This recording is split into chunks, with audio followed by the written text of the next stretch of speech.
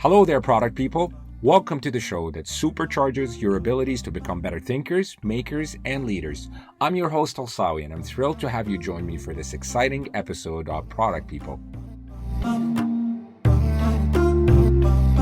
As humans, we often reflect on the past and dream about the future, but we don't always approach this in a systematic way that could help us envision, plan, and create a better world. In this episode, we will explore how product people can use strategic foresight and design fiction to create improved products, solve meaningful problems, and build sustainable futures. So if you are a human, sorry bots, who cares about the future, you're in the right place. Expect a genuine conversation, intriguing case studies, valuable frameworks, and practical advice that can fuel your own journey with product, design, and leadership. Let's dive right in.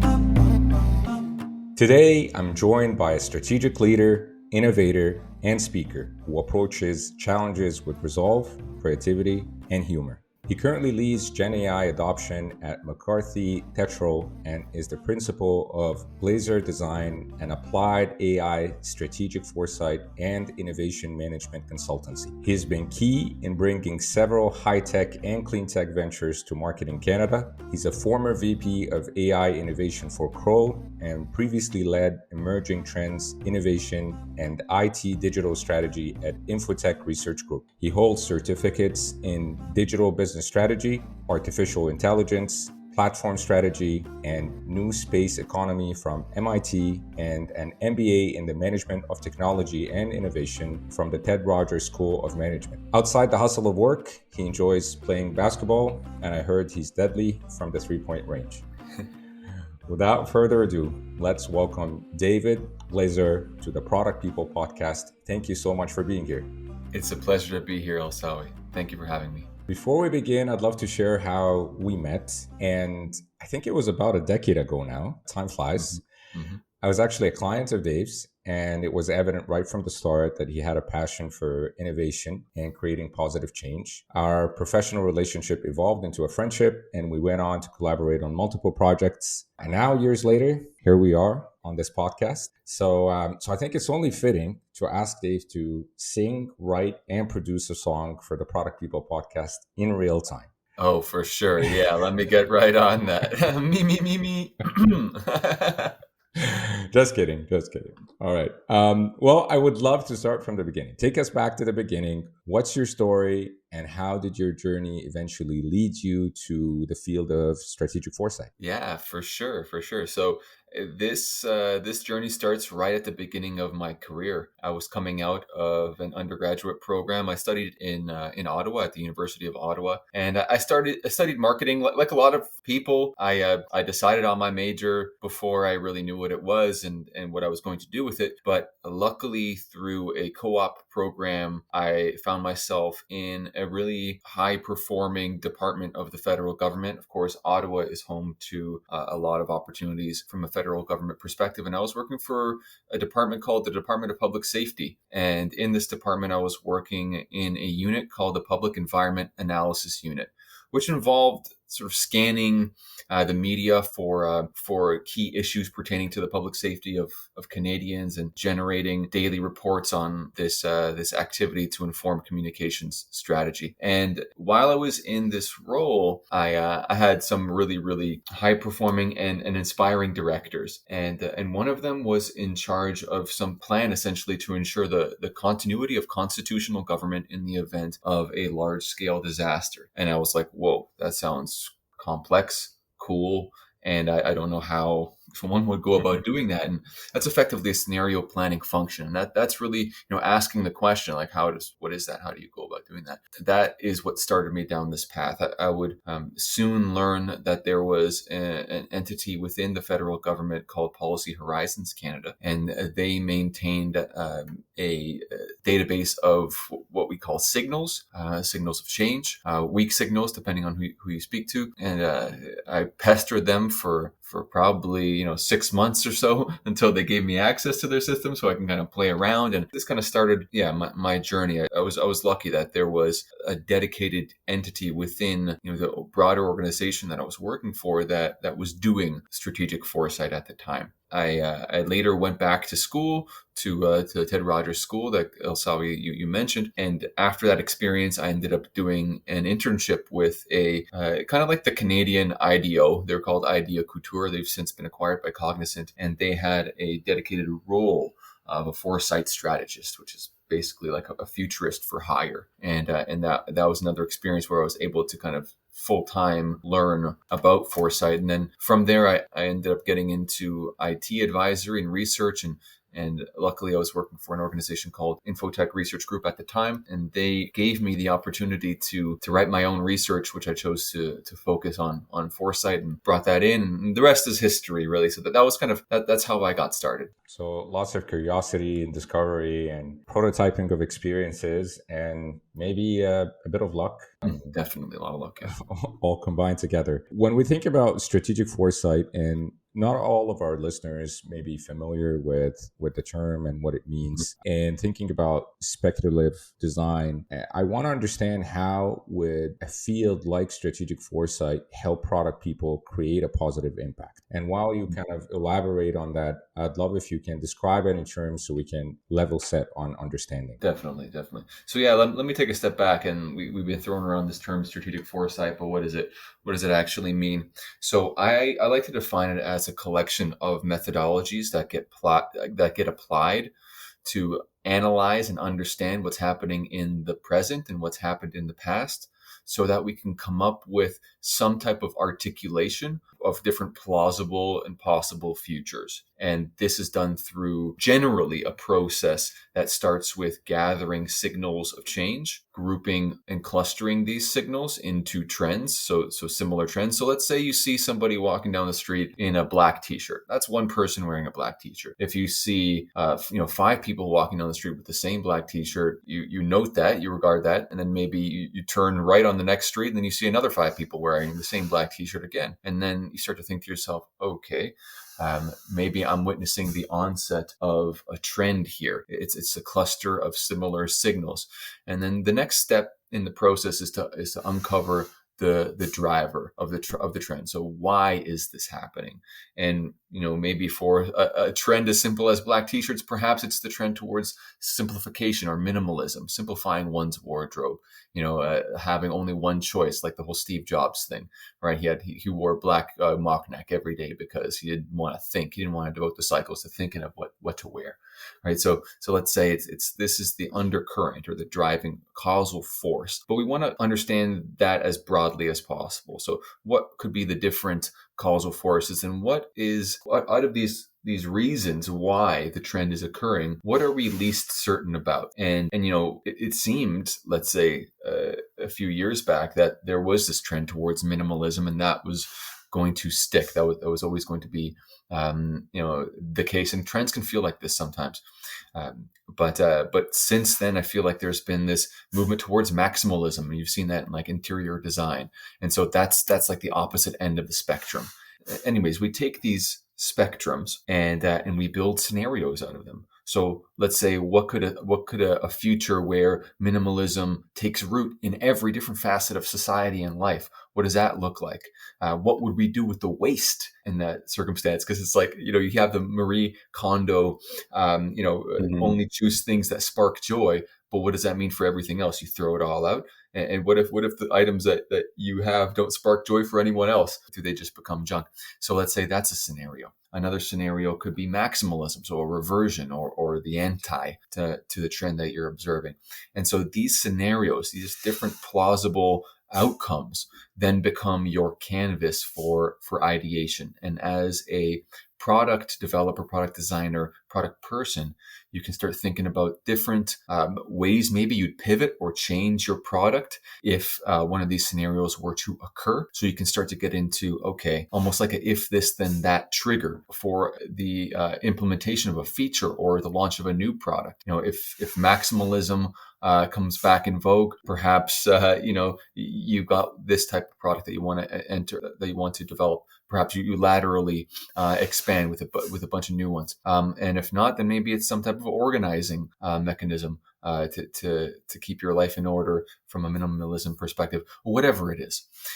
Really, that's kind of how scenarios can come into play. And then when we get into the notion of speculative design or design fiction, this is when we start to kind of create either artifacts or some type of richer articulation of what these scenarios look like, so that you can start to get into like a narrative where it's like, here's El Sawi. It is the year 2030, and he's trying to live a minimalist existence in this future. He's got one device that he does everything on. And so it's no longer he no longer has a monitor. He only has one device. He doesn't have a keyboard. It's just one device. He doesn't have a phone. It's one device. So what is that device? What does it look like? Right. So you kind of get into this almost experiential type of mindset when we get into the more speculative or design fiction. So that's, I'm hoping I did that justice in terms of an end-to-end process, but it starts with observing signals in the present. We start to extrapolate from that. And then when we bring in this really, really fun notion of speculative design or design fiction, we can start to add some color or flavor around what these futures can look like. I want to perhaps expand a little bit. So you mentioned design fiction and working with a narrative. The example you gave about me living in 2030, having one device. Where do these prompts come from? Like the trigger or the prompt to say, let's create a narrative around something. Yeah, so I think that's a pitch for the consistent and constant and always inclusion of the human in the process. I think this is where human creativity and ingenuity comes into play. But you can arrive at the trigger for considering, let's call it a trigger for considering a scenario in more depth. Okay, so what would cause you to want to consider a scenario in more depth? There's been a number of different methods to arrive at this, and I'll go all the way back to like the origins of the discipline of strategic foresight. It draws back to an organization called the Rand Corporation. They're a geopolitical risk advisory and research firm, and right after World War II, basically deriving from military strategic planning, was born these different toolkits, bringing them into the consulting and business world. And my understanding is they were the kind of pioneers of something called the Delphi, depending on your pronunciation, method. And this is a way of basically doing consensus building with a group. So you can apply this method to, let's say, attribute a probability rating to a number of scenarios.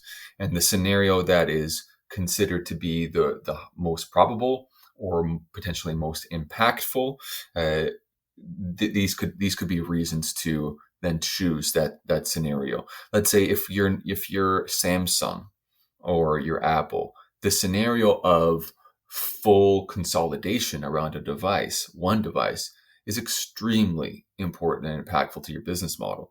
Depending on who you are, the scenario will matter more or less to you. And so in that situation, you'd want to consider it in higher fidelity, I'd say. So that's appealing to self-interest, deriving consensus from a group of strategic stakeholders are different ways to arrive at which scenario matters the most. And then from there, there's a number of different ways you can extrapolate or interpret the future, so to speak.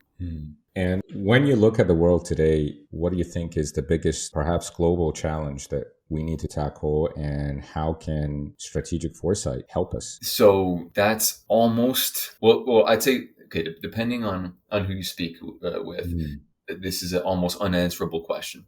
There's even a term for it now that's been becoming popularized called the poly crisis.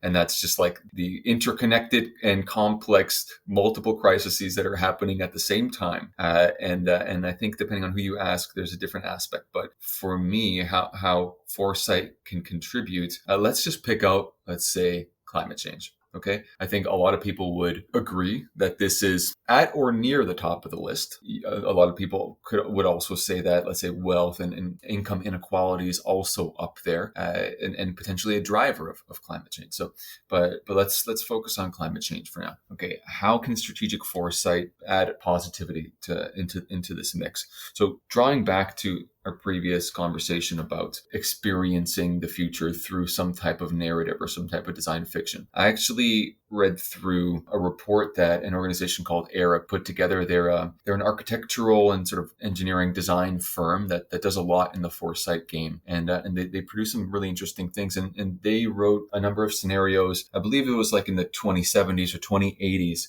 And I'm going to butcher this a little bit, but let's say it was a designer, and this person it was a climate migrant, and they had moved from, let's say it was Florida to Nunavut, and there was a lot of movement towards populating the north, and it was really interesting to read this scenario, because you start to think, okay, if you're a working professional in the year 2080, you're designing professionally and you're in Nunavut now, which is like not a metropolitan center that we would consider right now, and you've moved from the somewhere closer to the equator that is now uninhabitable. You're starting to picture what this future looks like, and maybe you're starting to think through maybe what are the things that could have been mitigated along the way, and you're also starting to prepare your mind and potentially even prepare societal infrastructure policy for some inevitabilities, because for a lot of people, this climate change boat has left the dock. We still have hope, we still have a good shot to mitigate, but we're in this mitigation zone. We're not in this avoidance altogether zone. So things are going to happen. My understanding is this organization, Arab, has also influenced the design of, let's say, permeable sidewalks, or I think in Miami, they've designed some aspects of the infrastructure that allow seawater to recede back out into the ocean when it's risen, when there's been a flood. So they've got a connection to this, extrapolative thinking back into what they're practicing, and I think that's this is one of the ways. It's not necessarily a direct path, but considering futures and getting people to really think through and experience, in air quotes, what the future could look like. Like 2080 will arrive. It's 56 years from now, but at that point, consider the fact that there might be a lot more climate migration. There might be areas of the world that were more sparsely populated, but now have become more habitable out of necessity. What do we need in order to be able to address that? And let's say that's not our preferred future. What can we do right now to mitigate that? So these are the questions that this type of exercise can force you to try to answer today. And that's really the benefit of undertaking a strategic foresight process. It's not about predicting the future. It's about preparing for different futures. I see. I think what was kind of consistent is you starting with, it depends on who you ask, and acknowledging the focus and perhaps even the biases and the differential diagnosis that comes with it on where we want to focus, both as individuals, but also organizations. So I wanted to ask you a little bit more on that. I don't know if you heard the term, the red car syndrome before, or the selection bias. Yes. Yeah. Okay. So red cars go faster. Well, I mean, it's more around how, if you make a note of something, you start noticing it everywhere. So you buy a red car and you start, or you shop for a red car and you start seeing red cars everywhere. The red cars existed, but you weren't paying attention to them. So I wonder if also in your work, you've seen some of this selection bias manifest itself on how organizations might focus on something because of that phenomenon. So I think this is one of the really sneaky and challenging things, is tough to control for one's own bias. It's like almost the most you can do is really acknowledge that it exists, but how you control for it, I think, is to bring a diversity of different opinions into the equation. And there's a book I recently read, I forgot the author, but it was on resilient systems. And the core insight of this book was systems in general that are resilient have diverse edges and are simple at their core. So having a decision-making framework that, once you've arrived at quote unquote the truth, you have a simple way of deciding what to do about it. But when it comes to your sensing and your scanning activities, you have as diverse an array of inputs, channels, signals that you're gathering and people that are gathering them as possible. And I think how this translates into kind of what to do about it is to try to integrate as diverse of an opinion set as you possibly can. In terms of examples within an organizational context, I think there's a number of examples, but you can look at organizations that were disrupted as an obvious area where folks had their biases and it led them astray. I don't think it always does necessarily. Sometimes people can be successful despite themselves, but you can look at the Blockbusters of the world, you can look at the BlackBerries of the world, which hurts me because I'm Canadian, but still there was that. I'm not sure if this is even true, but there was a quote circulating about what I believe Balsillie had said in a meeting that was popularized, where he picked up a BlackBerry phone and he's like, I get this, and then he picked up an iPhone and he was like, I don't get this. And that was like the reason to not either engage in an open application sort of developer ecosystem type of strategy, or to not change the interface of the device. And so that's kind of just bias at play, right? That's an example of you as, let's say, drawing it back to product developers, yourself, your opinion as the user is not the only opinion. Just because the thing isn't a good ergonomic fit for you, or just because you've been using the thing in this way for the past however number of years, does not mean that there isn't a potentially better way, or a different interface that will be more readily adopted to a new cohort of users. So yeah, there's definitely ways that biases can influence and harm your strategic direction. And diverse opinions, considering a range of different scenarios, I think is the way through. And so this term of the multiplicity of scenarios, or multiplicity of futures, first acknowledging that there's no one obvious thing that we know is going to happen in the future, that there is a multitude of different scenarios that could play out. That is the first acknowledgement I believe that must be made. The second, and this is I think quite difficult, is trying to come up with a set of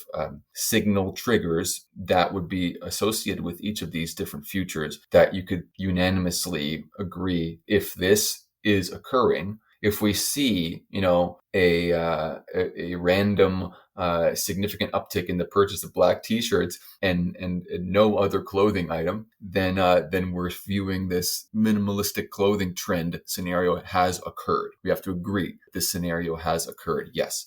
Okay. And if this scenario occurs, then what are we to do?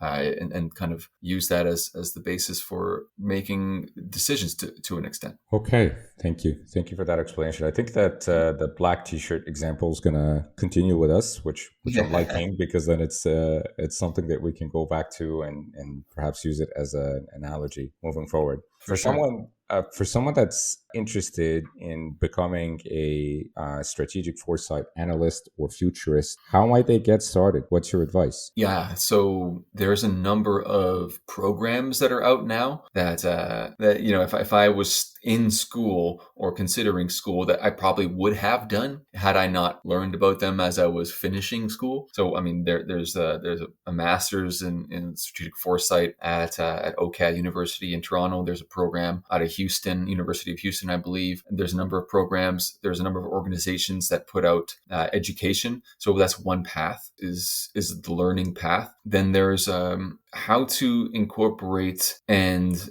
bring it into your job. So there's you can either go find a job in foresight, which there aren't very many, I'd say at this point. There might be more coming, but I think it's much easier to either make the case for a role in your organization, or bake it into what you do, and make it kind of like foresight plus X. So I don't consider myself to be, and not to disparage, but I don't consider myself to be, quote unquote, just a futurist or just a foresight strategist. I bake the methodologies into what it is that I do. So if I'm going to formulate an argument, let's say if I'm going to put together some type of talk, and if I'm educating, let's say, a room full of CTOs on emerging technology trends, the logic with which I build my presentation is aligned with a foresight methodology. And that's kind of how I've gone about it. I've baked it through as a through line into most, if not everything, that I deliver as a professional. And so that's kind of like the sneaky way, and the way that I found effective, the intersection of sneakiness and effectiveness,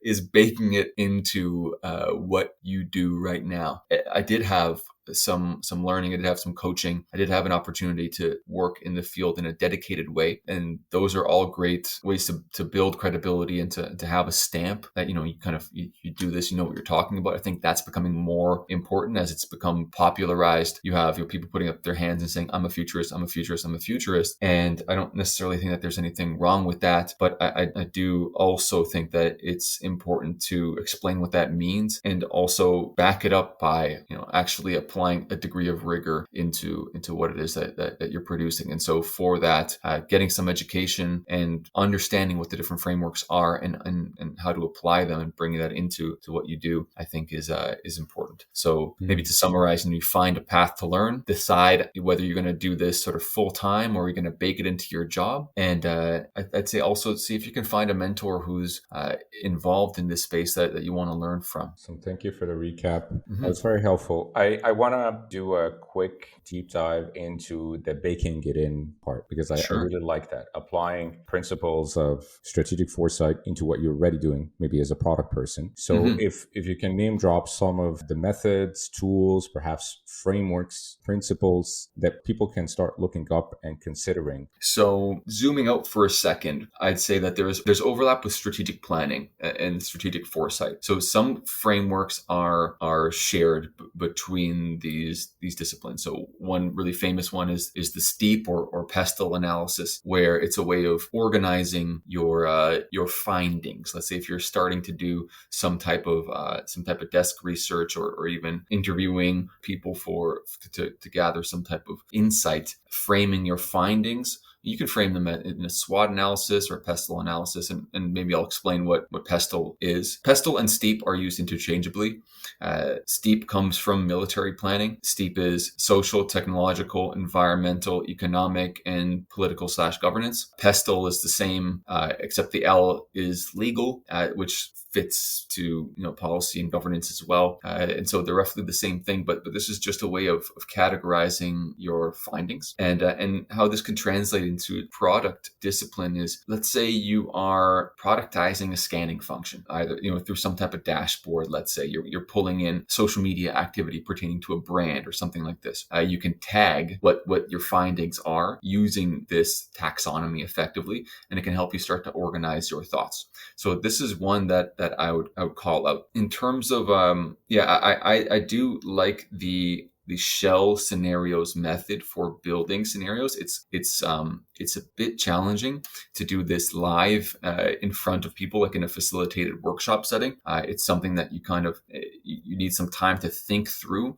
But this is something I described a bit earlier, where you're mapping out the polarities of the different drivers. So we talked about minimalism versus maximalism, manual versus automated. What are these different polar opposites? So, and using those as the basis to basically create a 2x2. This is what we might see happen. An example would be, I had a client and we were working through a go-to-market strategy for an augmented and virtual reality offering. Okay. And it was meant to be for kids. And so one of the critical uncertainties was upcoming legislation and the findings and observations pertaining to head-mounted devices and whether they were going to be deemed safe and healthy for kids. We did not know how that was going to play out.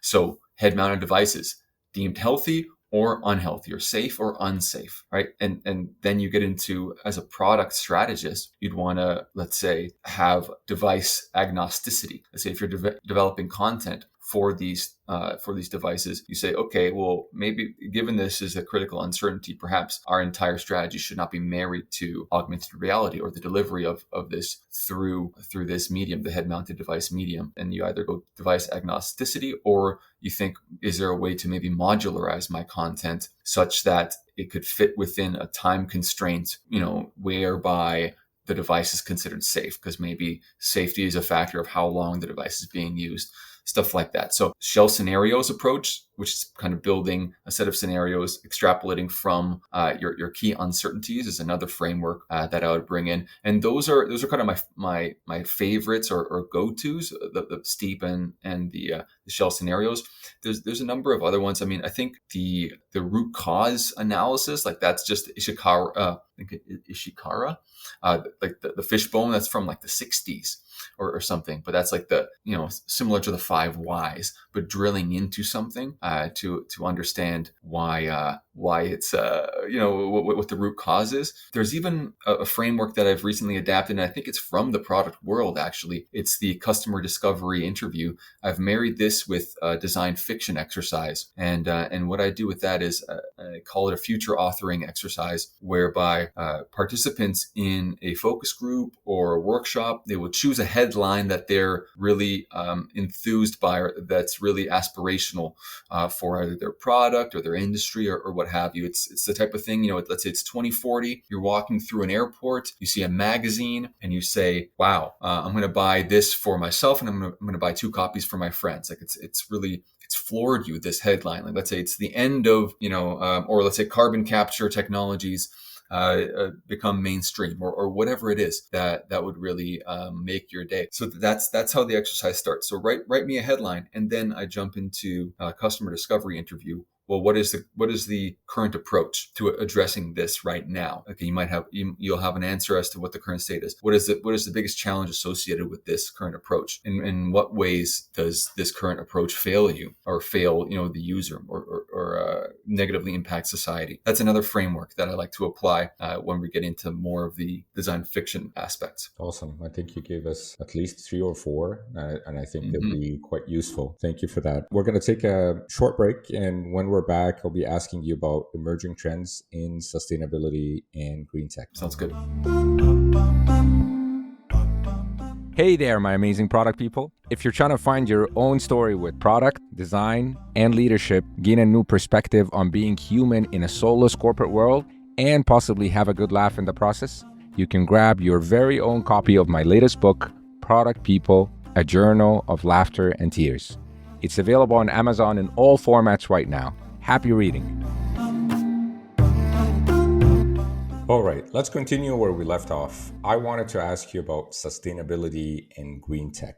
What emerging trends and perhaps long-term drivers do you see in this space? Yeah, so one of the things I've been really focusing on more recently is the environmental impact or footprint of the technology that we use that kind of powers businesses each and every day, and increasingly artificial intelligence is become part of that.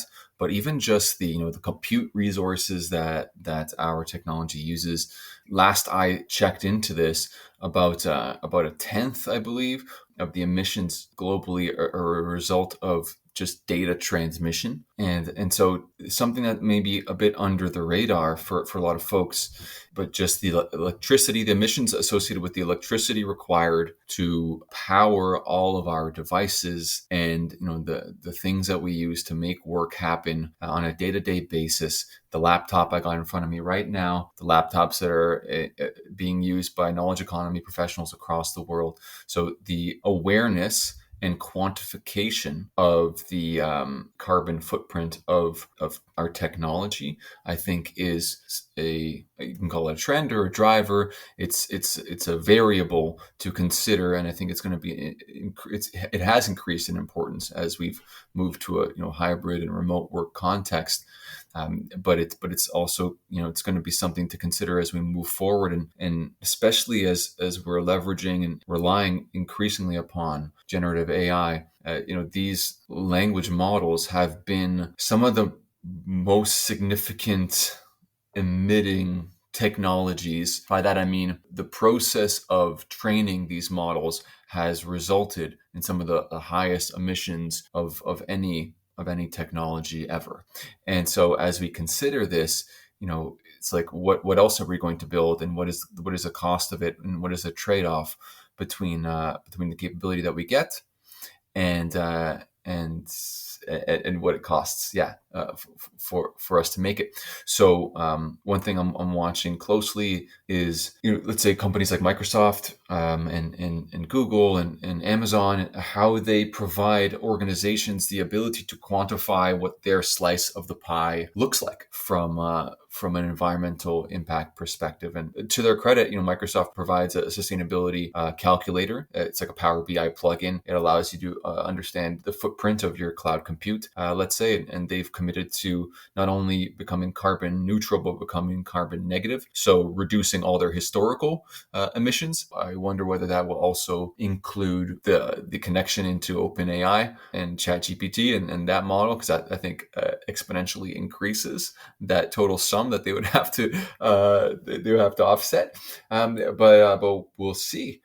And so yes, that's one of them. So let's call that calculating the carbon footprint of compute across the whole knowledge economy. Corresponding with that, or adjacent to that, is this. And I'm getting deep into the tech geek domain, but whenever you're sort of you're working in an organization, the applications that you're running, the tools that you're using, they're powered through a data center, and that data center is in a certain area, and there is a trend towards dynamically using the data centers that are in areas that currently have access, like in real time, to solar energy sources. So let's say renewable powering of the compute environment, and dynamically leveraging regions of the world where there is solar energy capture happening at that time. I'll give a shout out to From Later, who is a Foresight consulting firm in Toronto that I first heard this signal from. But this whole solar powered data center and dynamic configuration was something that I heard from them. But this is also a space that I'm watching, just because a big part of what I do as a futurist plus, or foresight baked into. What foresight baked into, typically for me, consulting for the adoption of technology in an enterprise context. And so these are things that I'm watching a lot. You spoke about impact. You dropped some case studies and examples. I want to know if you can share one successful case study where you truly believe that the practice of strategic foresight led to a positive impact. Also, on the other side, perhaps an example of an epic failure in sustainability and a case of greenwashing gone wrong. Sure. So in some cases I can name names, in some cases I absolutely cannot name names, but let's go with the positivity first. So I'm working with an organization called ERVA, or the Engineering Research Visioning Alliance, and they essentially exist to surface research gaps pertaining to key areas of engineering challenge or opportunity. And this can manifest through, let's say, a topic of sustainable materials design. So the inputs into chemical engineering processes, biotech development, all types of different processes, but ensuring that those are done in adherence with circular principles, and if possible, using materials that are refreshable or minimize impact. So for an example of a positive case study, sustainable materials design was an event in the past calendar year where foresight methodologies were applied to identify research gaps that, if invested in, would definitely improve the in this case the United States' ability to deliver sustainable materials within chemical engineering processes. So this is kind of a direct applied R&D area, which I'm super passionate about that. I think it's a really cool way to apply foresight, and very in line with a lot of people's interests. At least with most people that do foresight are often geek out about cool tech and R&D stuff. So I'm one of these folks. So this was scratching a number of itches for me. But from a realized impact perspective, this was a way to bring together heads of R&D, extremely bright individuals from academia, and extremely capable engineers, and have them all really galvanized around a methodology that they could work through and have a conversation about, what should happen next, or what could happen next for the betterment of society, really, with the specifics being sustainable materials design. So this is one example, and the outcome was, these research gaps were identified. They're now being socialized, and they will be used as an input into system level planning and granting of research funds across universities and labs in North America. So that's one. We did the same thing for antimicrobial resistance. So this is more of a mitigation of something that's impacting the health of our society, right? With the increase in antibacterial medication being prescribed, it's permeating through all of our systems, and resulting in the risk of superbugs being developed, and just system level harm to health. So applying these methodologies to identify research gaps in the same sort of vein of, if they were invested in, it could improve the resilience of society to mitigate the impact of antimicrobial resistance. That was another great win. Both of these were through IRVA. So big shout out to IRVA. That's just a great opportunity to apply Foresight to create positive impact. So I can expand on that if you like, but that's those are two examples. So perhaps maybe summarizing, if you have a complex challenge and you bring together multidisciplinary solvers, builders, people who can speak to the need, the patient need, consumer need, or what have you, put them all in the same room and connect them to also funders or folks that are from the business world. Foresight methodologies, design fiction is a great way to create a common ground or a shared exercise for these people to work through a challenge and come up with a set of priorities or action items or gaps that need to be addressed at a system level. So if you have any opportunities like that, you're in luck, and I strongly recommend applying Foresight methodologies to take advantage of those opportunities. From a negative or greenwashing perspective, or tales of woe. So of course, I've said I can't name names. I have been in situations where, let's say you're speaking with a head of sustainability, and they don't want to apply a more rigorous approach to identifying what the full scope of the carbon footprint is for their organization, because it is going to result in them having to request more budget funding, let's say, to pay for carbon offsets in order for them to be able to maintain a declaration of carbon neutrality. So this is a reality of the game of sustainability, and I think this is something for folks to be aware of, and it does in certain situations it can be likened to a lack of foresight. There was one situation where that very scenario I just mentioned occurred, and then almost like serendipitously in that same week, there were clients of this organization in question that were starting to request in their RFP response that the respondent mention how they are, let's say in this case, quantifying the digital footprint and the carbon impact of this footprint. So it was almost just like that was serendipitous, that sort of lack of foresight, because there was no, let's say, regulatory reason to do it at the time, but it came from the client side, it came from the customer side, that they were like, we only work with people that are being proactive about this. So can you tell us how you're doing this? And so it was that was a funny little story. That of course can't name names, but that happened. Do you think that, just like the story you mentioned, do you think in general, as humans, we're wired to prioritize short-term gains over thinking long-term? Personally, I see a lot of also the grow at all costs type of mindset in some places. I can't generalize it, but what are your thoughts on that, and how might we shift that thinking if it exists to more meaningful regenerative growth instead? So I'd say that there is a spectrum of short-term focus versus long-term focus that exists within people.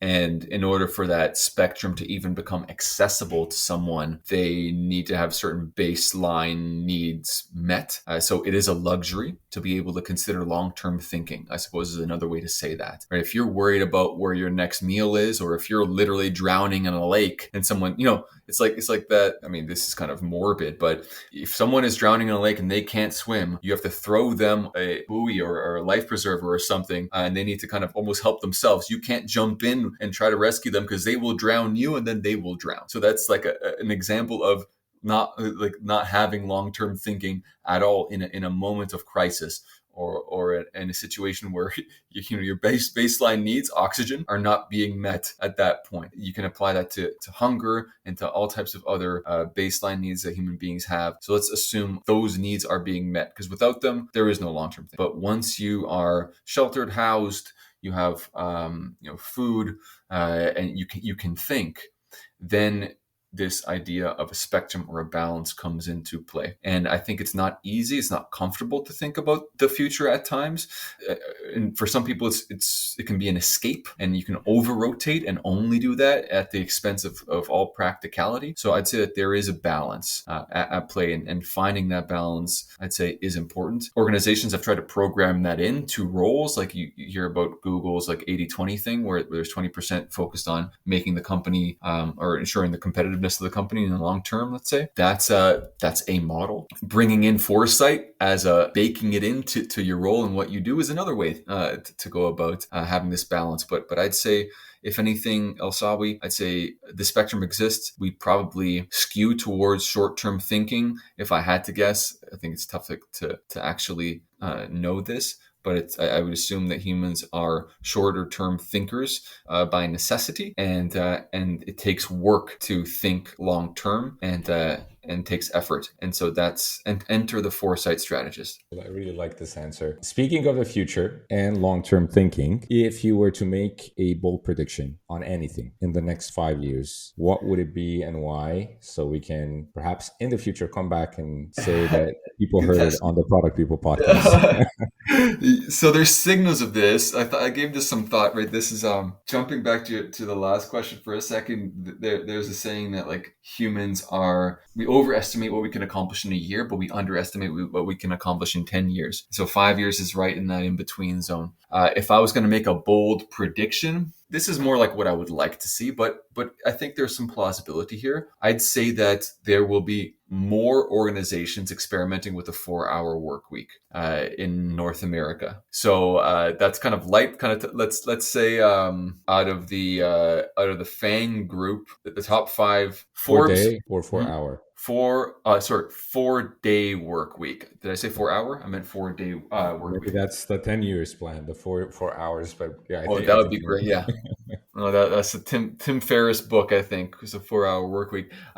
Yes, sorry. The 4-day work week. I'd say, let's call it 25% of the Forbes top 100 companies will have experimented in one way, shape, or form the 4-day, it's stuck in my brain, the 4-day work. Well, you said bold. You wanted bold. So you got bold. Yes. Yeah. And I also wonder, how does that impact both cost for organizations, but also perhaps income for employees? And maybe that's where some scenario planning and some dimensions are required on these two.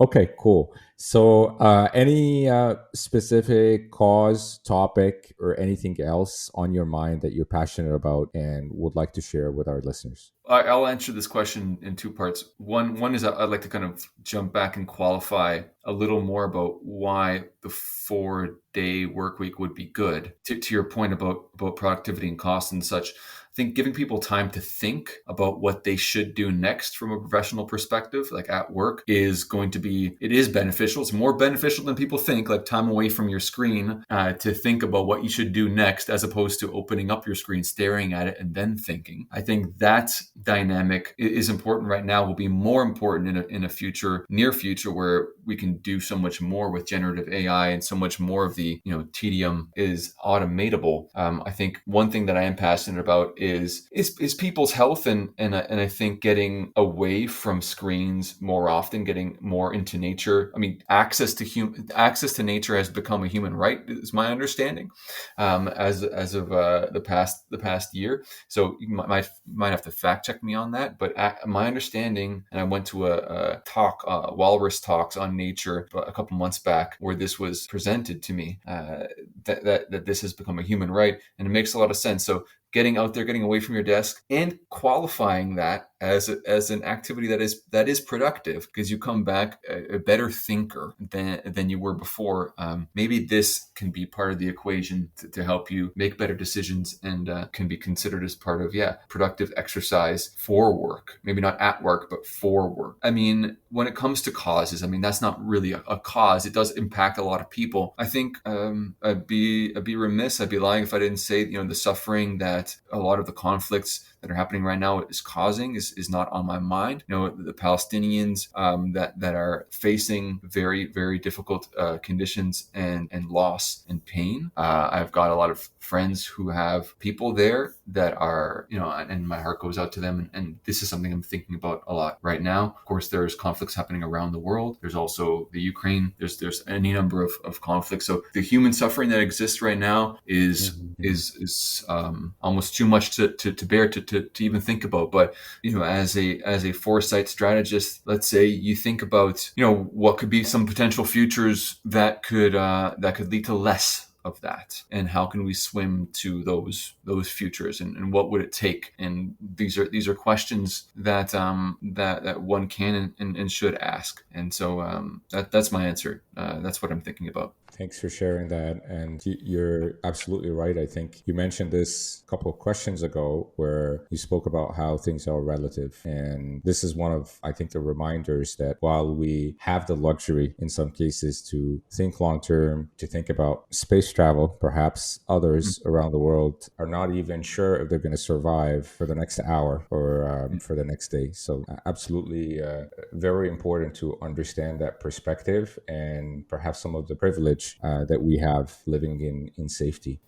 Okay. All right. So then let me end with this. For those that are interested in learning more about your work and connecting with you, perhaps asking you some questions about what they learned from you today, how can they do so? Yeah, and I'll just say I really appreciate the opportunity to speak on your platform, Elsawi, and I appreciate the questions and the time. And so there's a couple different ways. I'm quite active on LinkedIn, I'd say. So find me on LinkedIn. Shoot me a message, comment on the post about this podcast when it comes out. I'd say if you want to speak about these topics, I do have a website. It's daveglazer.com. That's DAVEGLAZER.com. And within that, you go to the contact me, and then there's a portal where you can shoot me an email if you want to have a more direct conversation, let's say. So yeah, LinkedIn or my website are good ways to reach out to me.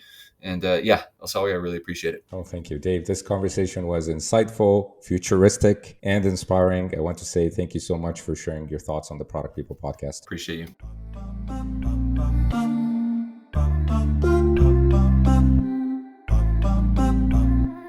I'm grateful to David Glazer for sharing his insights on designing sustainable futures with strategic foresight. During our conversation, we discussed signal detection, trend identification, scenario exploration, strategic decision-making, balancing short and long-term thinking, and career advice for foresight analysts and futurists. I found Dave's insights to be practical, inspiring, and genuine, and I hope you did too.